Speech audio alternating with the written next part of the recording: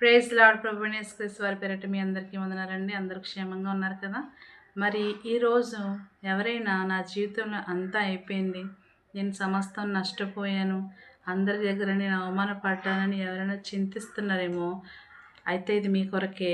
ఒకవేళ రూతు జీవితాన్ని మనం జ్ఞాపకం చేసుకున్నట్టయితే, తన భర్తను కోల్పోయినప్పుడు, తన కుటుంబం అంతా తను నష్టపోయినప్పుడు, ఒకవేళ తను వెనుదిరిగి ఉంటే ఈరోజు యేసుక్రీస్తు వారి వంశావళం ఉండకపోవునేమో.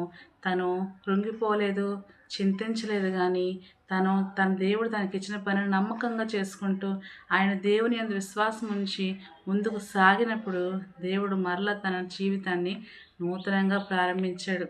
కొత్త చిగురులతో తన జీవితాన్ని మంచి గృహమునకు తనను భారీగా చేశాడు. తనను యేసుక్రీస్తు వారి వంశవల్లో చేర్చి ఉన్నాడు.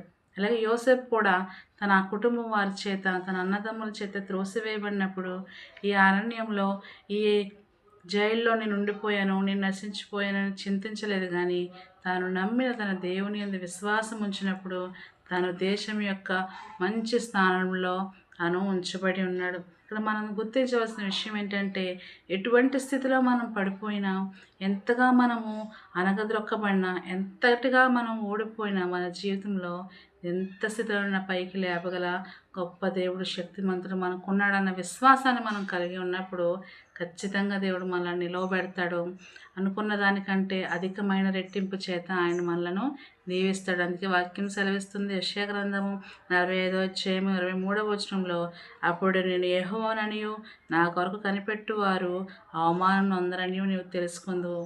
దేవుడు మరి వాగ్దానాన్ని నీకు దయచేస్తున్నాడు. ఎవరైనా ఇంకేమీ లేదు నా జీవితంలో అని చింతిస్తున్నారేమో, దేవుని కొరకు కనిపెట్టు.